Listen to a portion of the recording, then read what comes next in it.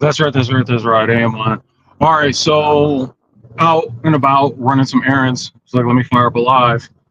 Uh, Broadcasting live from Las Vegas, Nevada, and that hits for me right now because I think about Las Vegas. Been spending a lot of time here in the last year.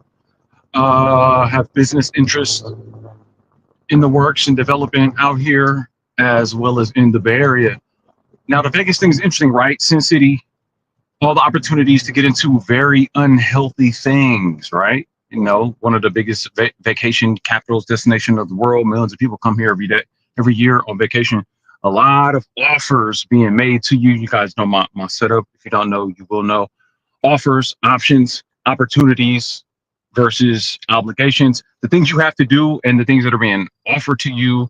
Options, opportunities, people looking to make an opportunity out of you, people presenting you with things that can potentially make your life better or make your life very, very complex and precarious that might work to their advantage and, you know, for them to profit from it.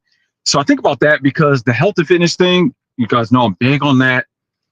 And I talk about fitness from the standpoint, of course, physical fitness, mental fitness. And I'm looking at, you know, social media age, content era, all that good stuff. Uh, Everybody's a micro influencer, a lot of different things going on in the world. But it all boils down to, and I have this discussion a lot, and I say it a lot, and I'll continue to say it, because I guess you got to reinforce this. It has to be about what you consume, what you're feeding yourself, how you're strengthening and exercising your body, how you're resting and recovering. It has to be that. So many things going on, right? So obviously there's the food situation, there's stuff going on with Make America Healthy Again. And since that's tied to the MAGA Trump administration, some people actually want to just automatically willy-nilly bundle that in with Trump. So if somebody feels a certain way about Trump, they automatically feel a certain way about RFK Jr. and his efforts. Now, I don't entirely back all of his efforts. In fact, I think a lot of stuff that he's doing, trying to like get certain food things banned, I actually kind of don't like it because where I'm at with it, I want less government. Like when there's like a Republican government, they say less government involvement, right? Smaller government, less big government. I'm more of the nature of like natural law rights, stay out of my business and let me be a natural man on the land. So I don't even want some bureaucrat person to dictate these things for me. Right. So it's an interesting thing to say, well, you want some other big daddy government bureaucrat guy to come and take away the harmful food for you when we all should be grown adults and protect our own personal interests and the interests of our family. And if we do that as a collective, then companies won't even be able to sell us chaos. So we got this thing where, you know, social media, YouTube, I rock with YouTube big time. A lot of the social media is absolute brain rot and just keeps people focused on these little clips. YouTube has short clips, but it has more longer form content and it has by and large replaced TV. So we get influencers coming on talking about health information, people that are like, you know, bro science doing stuff from pure experience. And then we got like, you know, the evidence-based, science-based people, actual scientists and doctors who work at, you know, higher institutions, education, blah, blah, blah, institutions of education, book authors, researchers now coming on YouTube. So it's dope, all right? It's kind of, aside from the censorship, wild, wild west stuff, you can come out here and find out and learn about pretty much anything you want to know, YouTube University style. But with that, you got to have critical thinking and be able to parse through what's going on with the stuff. Fast forward, sugar diet. So if we're gonna talk health and fitness, using YouTube as a way to go get like certain health fitness tips, I'm definitely not opposed to that. In fact, I'm a fan of it. In fact, I have an older channel called AM1 Lifestyle where I'm dropping my own health and fitness content. Very interested in and excited about coaching people on health and fitness myself, because for the greater part of my life, people have asked me about my health, fitness, diet routines and what I'm doing to stay healthy. And now approaching 47, rounded up to 50, I'm in the best shape of my life and have bounced back from serious health issues myself, being overweight, being extremely unhealthy, which led to surgeries and all kind of things that I still have to deal with to this day. Ant Dog, what's good? So I'm definitely a fan of that and am looking to leverage more on the coaching side, more information coming up on that. But definitely, if you haven't, go subscribe to my other channel at AM1 Lifestyle. For sure, go check that out. You see it right there, AM1 Lifestyle, it's like one word. So we got guys right now talking about influencers that I've even rocked with for a while. There's one guy specifically, Cole Robinson. He used to talk about fasting, dry fasting, keto, low carb. These are strategies that before ever coming across him, I was leveraging and using from myself and had a lot of success with these things. But even way back in my days of really getting into this health stuff, getting into fasting, trying different cleanses, so to speak, or juice fast or whatever.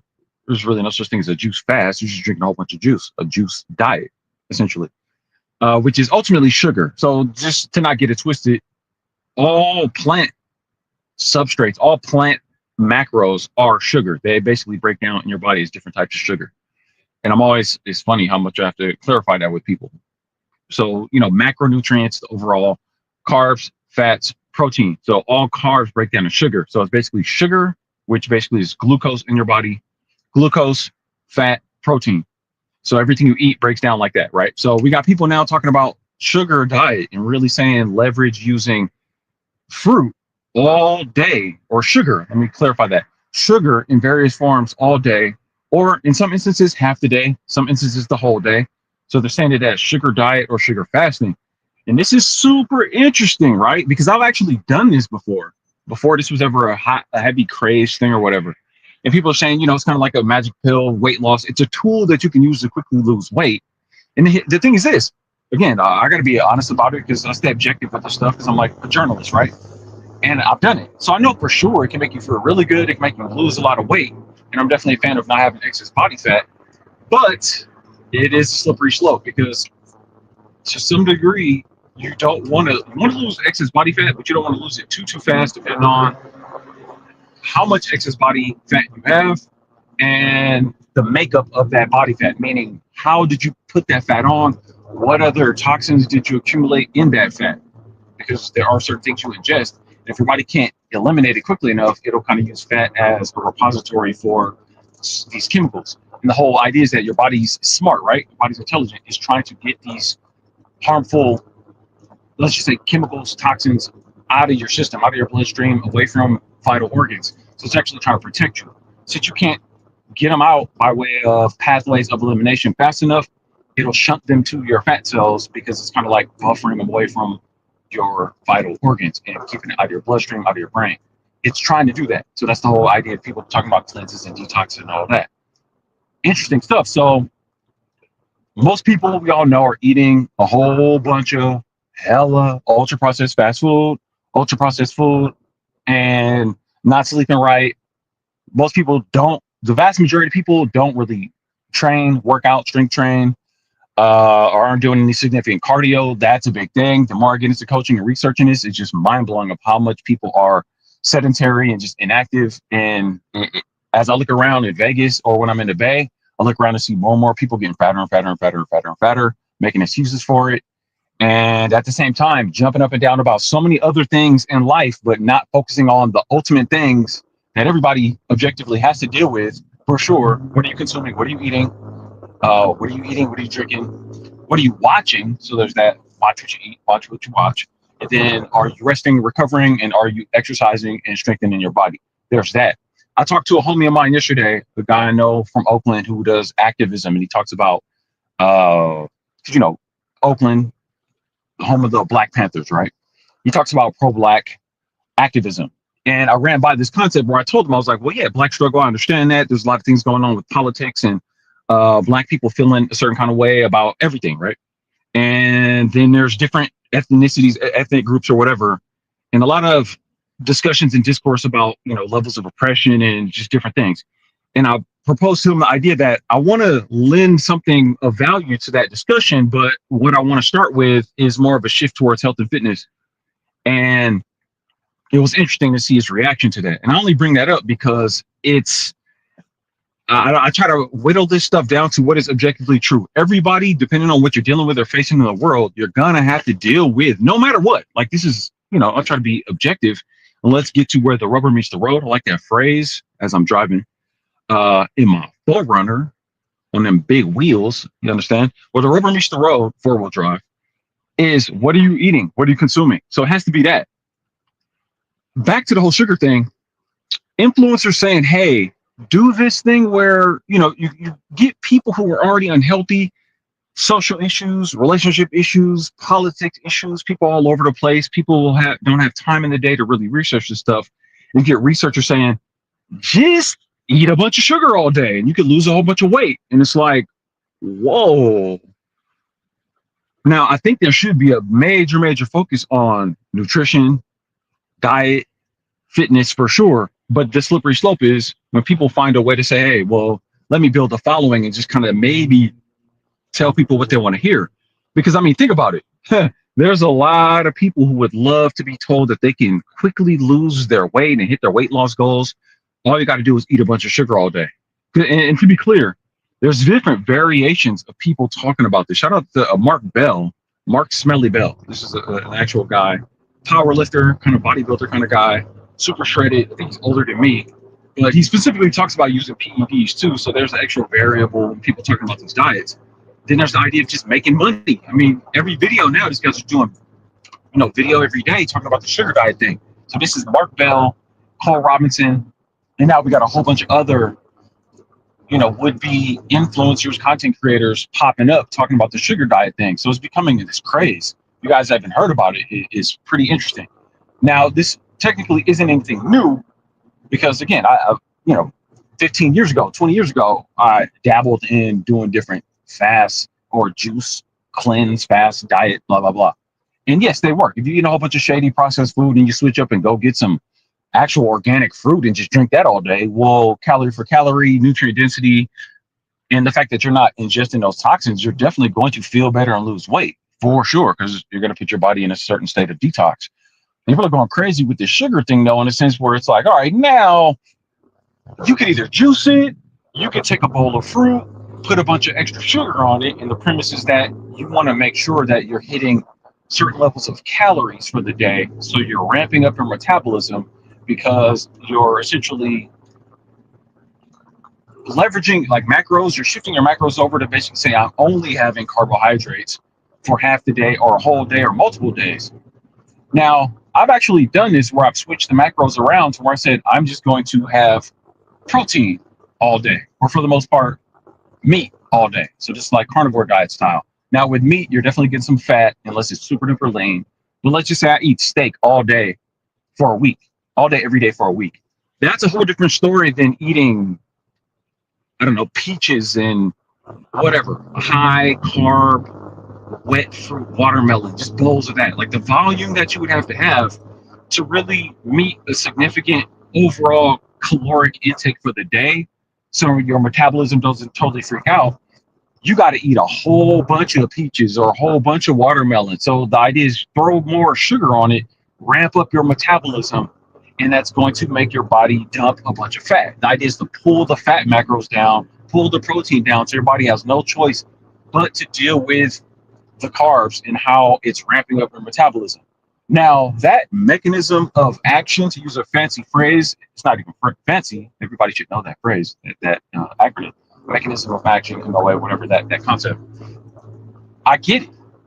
So it's interesting even talking about it, because I wouldn't advise it. The more I'm getting into coaching, because I know some people are going to start asking about it. I pretty much only coach people on keto, carnivore variations, because I actually rock with that and have had success with it. And when you get into the whole coaching thing, unless you're some unscrupulous person, you are kind of a piece of shit if you're telling people to do some things you wouldn't do, that you advise against. Now, it doesn't make sense that I have to do everything, because not everybody's at the same state, but I definitely wouldn't advise somebody to do something that I'm not even willing to try, or I would advise against. Now, when you get into this whole thing of having a bunch of sugar, I mean, the fruit alone, because it's fructose, and again, I'm 46, coming up on 47. Most of the people I'm coaching are 35 to 55. So people are already, decades in the game of metabolic damage. Most people are so damaged by the seed oil thing, and they just have no clue. So when you get into the seed oil thing, you're really dealing with fats that oxidize in your body, and you're basically trapping these type of fats that are unstable and are breaking down. So your body's trying to detox these things. So they talk about, on average, it could take 3 years for you. Let's say you eat a bunch of meals for a year that have a whole bunch of seed oils in it, that this stuff is breaking down in your body. That's the oxidation thing causing inflammation, breaking down in your body. It can take 3 years to get out of your body. That's assuming that you stopped ingesting any of them. As soon as I understood that, I was like, oh God, this is just all bad. And this is one of the crux issues on what's going on with people's metabolic damage. If your fat is infiltrated with these rancid, unstable fatty acids from these oils, the last thing you want to do is play these other games with their metabolism where you're like ramping it up and revving it up just using a bunch of sugar, because the whole concept of diabetes is diabetes, high blood sugar. It's too much blood sugar. So the idea that your body can only tolerate so much glucose in your bloodstream. You have to have glucose for your cells to function properly, but if you have too much of it, it is toxic to your body. It actually starts breaking down certain structures and organs in your body. Now, I don't want to get too much into the science of that, but the phrase glycation, look up glycation, you'll understand. It makes perfect sense. It's too much. So, human body, super high tech, however you want to look at it. I like to style it as nanotechnology or whatever, some kind of, I don't know, divine nanotechnology, whatever. But whatever, it needs to be in balance. It needs to be in these, balanced states. So you can't have too much glucose. Also, notable nod to the idea that your body can function off glucose and ketones as far as energy sources, and obviously fats breaking down and leveraging ketones. That's what keto is all about. But I want to focus on the glucose thing, because sugar, glucose, too much glucose in your system chronically is diabetes. That's what that is. And you hear about people with diabetes having to get amputations because glycation is causing damage in their bloodstream, in their arteries, veins, capillaries, right? So, and at the extremities, that's why it's happened. Like my grandma, she passed. My grandma passed last year, and she had diabetes, and they were debating on amputating. She was 99, and they were debating amputating her toe. And they were really saying, well, is it even worth it for her quality of life at 99? Because she was basically on her way out. So what's the point? But the idea that you can damage your cells and damage the limbs and extremities because your blood sugar is too high. That's the idea of people. I had an uncle who passed last year as well, who had to have, if I'm not mistaken, a couple of limbs amputated, and he didn't treat his body right. So this whole thing where you play around with, sugar, diabetes, potential for damaging your body over time. And this stuff is insidious because the human body is so resilient. It's always trying to fix itself and repair itself and do damage control and cleanup. So this stuff is happening to everybody who's ingesting all this stuff, right? Everybody's at the mercy of these chemicals out here, unless you're being pretty strict. And by eat strict, it just means, eat how you're supposed to eat. Because they set us up with the food situation. Again, the offers, the options, the offers, the opportunities, just decline the offers. You have to decline the offers of the shady food. But if you don't know better, you might not do better. And the way they set it up with the media and the FDA, the food regulations, everybody is so confused, and it is by design. And then again, to the point of this video, influencers coming through saying certain things, maybe for the purposes of just getting views and getting some money, get some popularity, get some consultations. I don't know, man. I just can't do it. I can't do it. Again, the sugar diet, yes. Does it work for weight loss? Sure. But at what other cost? Like I'm highlighting this elevated blood sugar, blood glucose issue. It's not a game I would play. And I think there's better ways to do it. Now they're tossing around sugar diet, sugar fast. I say just go ahead and actually fast. I'm still 10 toes down, standing on just fast. Worst case scenario, just fast. Intermittent fasting, extended fasting, dry fasting. Like I'm for all those things because you're not ingesting anything, and then your system is going to have to reset itself. You kind of reset it back to zero. Get into this autophagy stage, autophagy, where it's like, your cells are essentially cleaning themselves. Autophagy literally translates to cells eating, self-eating. So it's cells basically breaking themselves down, or being broken down by your body, being catabolized by your body, and reused. The constituent parts of those cells being either ditched or reused. And along with autophagy, it's going to clear out a lot of fat cells, and it's going to do that thing where it's going to liberate a lot of old toxins, a lot of other things that are thrown off your metabolism. So a lot of people who are overweight right now just have so many things trapped in their body. It's just gunking up their system in such a way where, I wonder if I can go this way. Let's try it though, since I'm not in a big hurry. want to run some errands for anybody who just pulled up. Gunking up your system and just making it to where you can't eliminate a lot of the toxins. You keep putting more toxins in. So you're just always on this hamster wheel of trying to get rid of what your body doesn't need. And people keep putting more of what they don't need in. And then wonder why the weight doesn't go down. And they're not being as active as they could. So the idea of, I hesitate to use the word, but calorie burn, breaking down the calories that you're ingesting, it doesn't really work like that. It's not calories, you're actually eating mass. Then your body's using chemistry to essentially break it down and generate energy from it. And some of the constituents of that mass is added to your body. Some of it is utilized. Some of it is defecated out, blah, blah, blah. But again, sugar diet thing though, fam, just eat a bunch of sugar. I can't advise it. There's so many issues. Then there's the whole thing where people's guts, by and large, are messed up from, of course, the stuff people are eating, drinking alcohol, to where there's intestinal gut bacteria, flora. They talk about the idea of a microbiome, gut microbiome, bacterial diversity. There's people talk about this kind of stuff where you get into probiotics and all that. Super interesting stuff. But the idea that, if you have too much sugar, pretty much anything you eat, your body is going to adapt to that. So your body's going to essentially call upon or generate this thing called pleomorphism. But we don't get too nerdy on the stream. But your body's going to generate the types of bacteria that are going to be needed to help break those things down, along with the stomach acids. Because your body is essentially trying to utilize this stuff and protect you. So that's what's going on with the whole gut bacteria thing. But as you should know, most people know, a lot of people know, if you have too much sugar, you're going to create a situation where those gut bacteria are going to crave more and more sugar. Then you're going to have all these like yeast bacterial overgrowths, candida overgrowth. I am not playing with the sugar diet thing. I'm not doing it. I'm not doing the juice fast thing. I'm not doing it because I've seen it. I have done it. And it does work. But at what cost? That's the point I'm trying to drive here. And it's just sugar diet rant.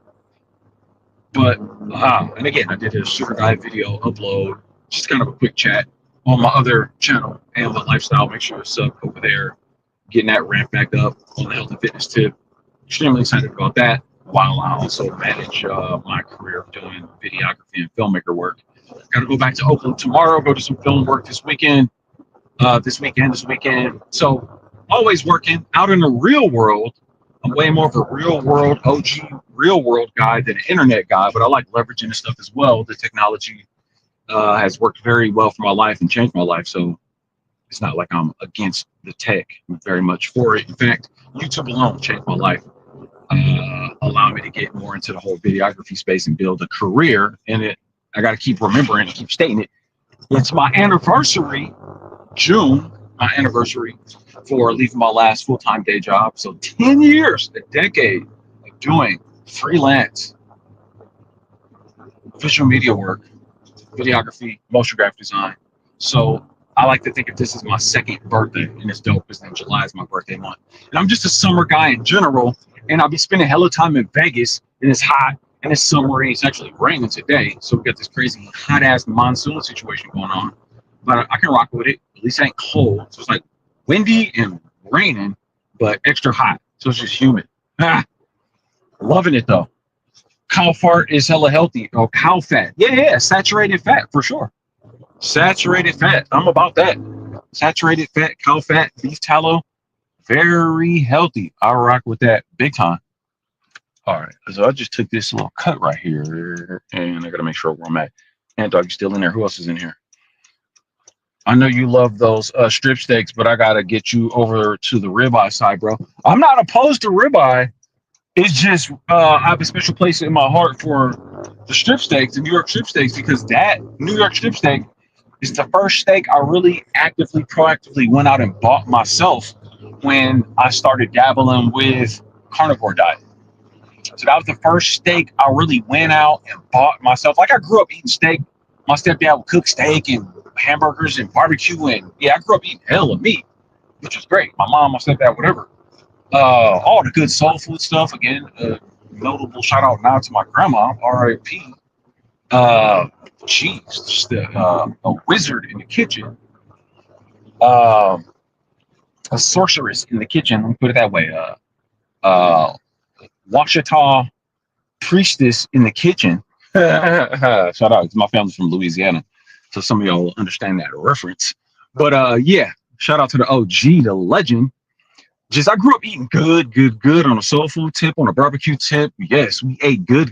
But then I got into my 20s and started, falling for some of the stuff that they push in the bay, and it's healthier to eat plant-based and vegan and blah blah blah. I started falling for that and thinking, well, wait a minute, why eat beef when you could just eat the plant? Well, if cows eat grass, why don't we just eat plants? And just totally not understanding the idea of how obviously these animals have a whole different type of digestion, and how they have four stomachs, and how they ferment this stuff, and they're able to extract nutrients in a different way than humans, and blah blah blah.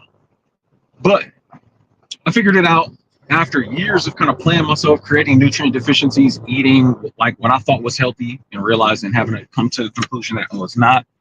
And still to this day, making up for that. And that's part of my coaching, like being very real and honest about the fact that people approaching my age, for sure, most likely have years, decades of nutrient deficiencies.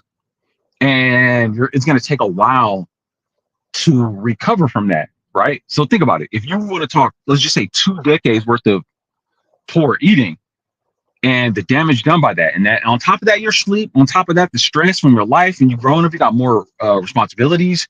And then let's talk about just pollution from, out driving, whatever, you got to commute, pollutants in your house, mold potentially in your house. What else? There's just so many things. Your body's dealing with so many things all at the same time, on top of the whole diet nutrition issue, right? So you're trying to recover from all these things. So, I'm really honest about people on the coaching side, where it's like, hey, you got to be in this for the long haul. So these magic bullet quick fixes ain't the move. However, take a page out of my book and avoid some of the mistakes I made, since I already did some of the work, so you don't have to. I stand by this right now, and I'm always open to different ideas. But as fast as you're pretty much gonna get on weight loss while still having proper nutrition is something like a carnivore diet, and then keto / carnivore, and then leveraging that where you stay there, where you stay kind of just ditching the processed food, not having too much carbs. You pretty much ditch bread. Most bread that they're serving up is not healthy. So there's a lot of things, but basically low carb keto is you kind of eat where your carbohydrate intake. So let's just think all your plant intake, right? Carbohydrate intake is below 50 grams of whatever per day. Now that's, if you really do the math on that, 50 grams of carbs, if you think a couple of apples, couple of bananas, however, you're going to get to 50 grams of carbs pretty fast. So the idea is that you're not eating that much plant. And get into this with some of my homies that are, push vegan and vegetarian, and they're like, no, because they want you to eat more plants. Obviously, there's a big push by the Bill Gates types for you to eat more plants and not eat meat. If you're into the game, you understand why that is. If you understand, nutrient density from these food sources, and I've done it myself, and I'm a big advocate of this.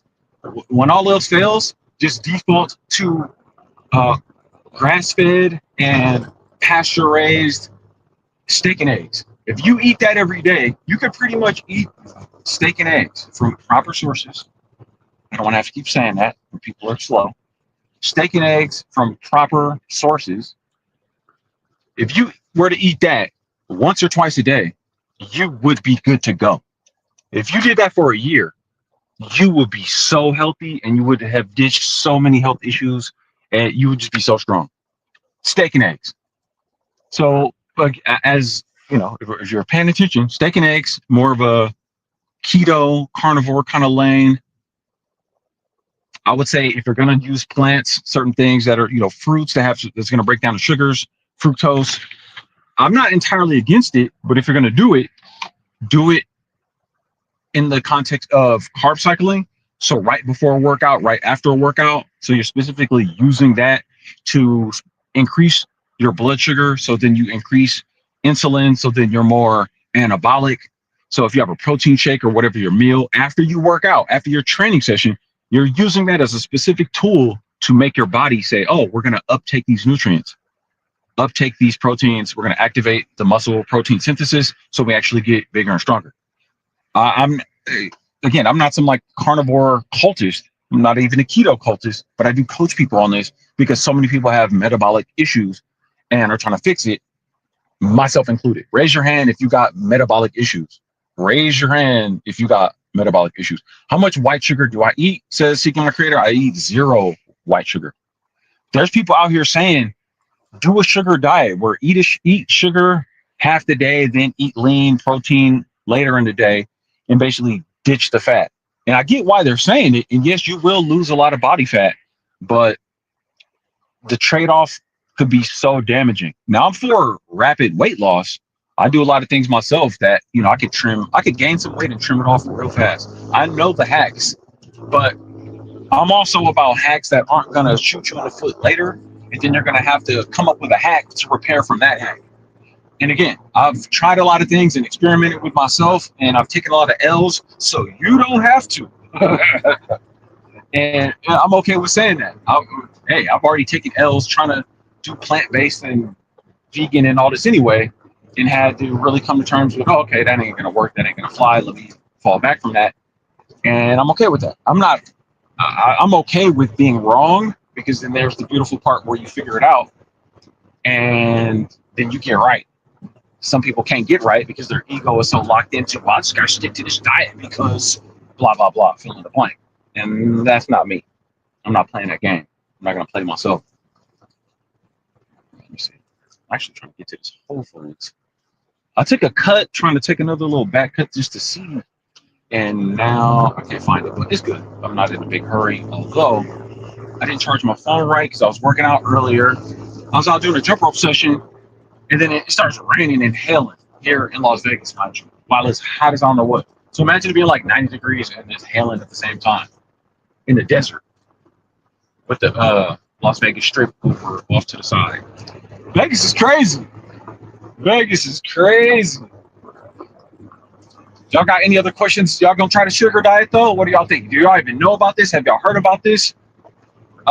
In this particular algorithm on this channel, a lot of people get off into these other social issues and political issues and this, that, and the third, dating stuff and whatnot. And I'm like, hey, a better way to waste your time, a better way to do drama, go get into this health, diet, fitness stuff. There's so many different personalities and channels and influencers and creators that, oh man, they got plenty. For the people that just love drama, it's some of the best drama. They got all kind of characters be roasting and clowning each other.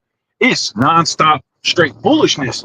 A better way to waste your time, a better form of drama, get into the health sector stuff, because you'll be learning more about your body and how to fix yourself, while at the same time, if you're the kind of person that's addicted to conflict and drama, it's plenty of drama. You'll be amazed how much drama there is in these health spheres. No, my diet is better. My diet is better. Even people who agree on keto still going at each other. People who agree on carnivore going at each other. Vegans versus omnivore versus carnivore versus blah, blah, blah. It just never stops. Absolute craziness.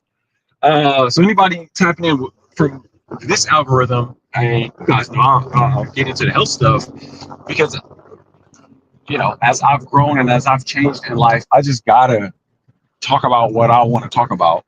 And I'm not beholden to anything based on this channel, or, you know, it's monetized and I gotta keep feeding people what they want and keep giving people to the drama. Well, people want relationship drama, so I'm gonna just keep giving them relationship drama. And there's better relationship drama though, right? Because even in this whole discussion, the relationship, I'm gonna actually talk about this on some videos.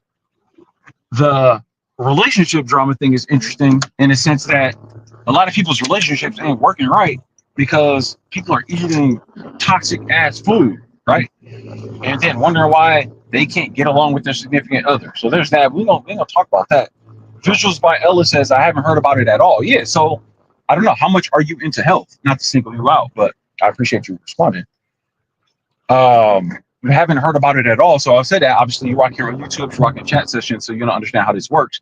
You get into a particular algorithm based on the things, the interests you have. If you're not interested in sort of health, fitness, and following that, I get totally why you wouldn't have come across that. So, I'm interested to know what people are tapping in with. I understand this algorithm is kind of tapped into somewhat of like a Black YouTube, Black Manosphere kind of vibe, where they kind of was getting into the red pilling kind of stuff. Also, there's some maybe people who are, truth their community kind of for people. All the stuff I'm interested in, right? That's how it works. Like the algorithm of my interest. And then we maybe have some health and fitness people up here because I'll talk about that too. There's a few different things. I did a video on my last stream talking about culture fatigue, right? So I get into some of that stuff too, but it's all through the lens of self-improvement, personal development, and being objective, right? Because I'm essentially a journalist, being objective about the foolishness and nonsense that is being served up to us and how to stay on point and avoid it. And one of the most important ways to do that is to focus on health and fitness, because everything flows through that. You are not going to have a leg to stand on if you are not eating properly and resting properly and strengthening your body. So for me, it's always been there operating behind the scenes, the health and fitness thing, but I'm just bringing that to the forefront as the world gets crazier and crazier, more dumb relationship drama. The men won't act right, the women won't act right, Trump ain't acting right, Biden ain't acting right, all the external stuff ain't acting right. Everything is fake, all the way up to what is reality and who's oppressing us, and all the way to what religion, all the way up to are we living in a simulation. I'm interested in all those topics. That's all cool.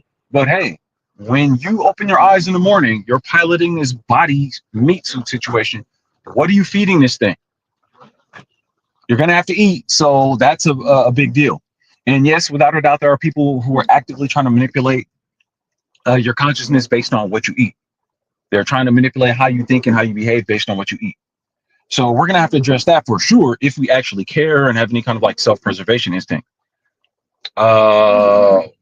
What is it when men say can't eat red meat anymore? What ailment is that? Because I'm a steak junkie. Maybe you're talking about this thing where it's like allergy. You're talking about these ticks that give you this alpha GAL allergic reaction to meat. And it's interesting because they were talking about like bioengineering ticks to make people have that, to make people stop eating meat. Like I said, there's people actively trying to get people to stop eating red meat. And I would propose that there are people who want you to stop eating red meat because they know that if you eat red meat and eggs, that alone can pretty much sustain any human being. And it destroys the need for you to have all these other processed foods. And by that, it would collapse like trillions of dollars worth of industries of obviously processed foods and so many other things that everybody, just imagine if everybody ate steak and eggs all day. If you walked into a store and you see all the other thousands of products that are available, and let's just use America. If 100 million people, 200 million people said we're only eating steak and eggs, how many industries would collapse? I mean, that's a big issue. And then, of course, the pharmaceutical industry knows that people are eating shady food and then getting sick, and then people come to them for their treatments, not to be healed, but for the treatments to the tune of more trillions of dollars, right?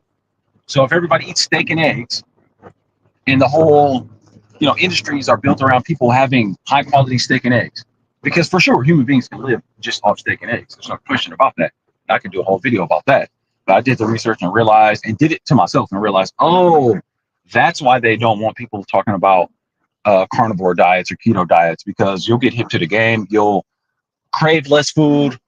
There'll be a cascade of effects that will change literally the course of humanity if more people get into ketosis and these other kind of diets, carnivore diets. It literally changes the world pretty much overnight, because then you'll realize, why would I eat all of this stuff?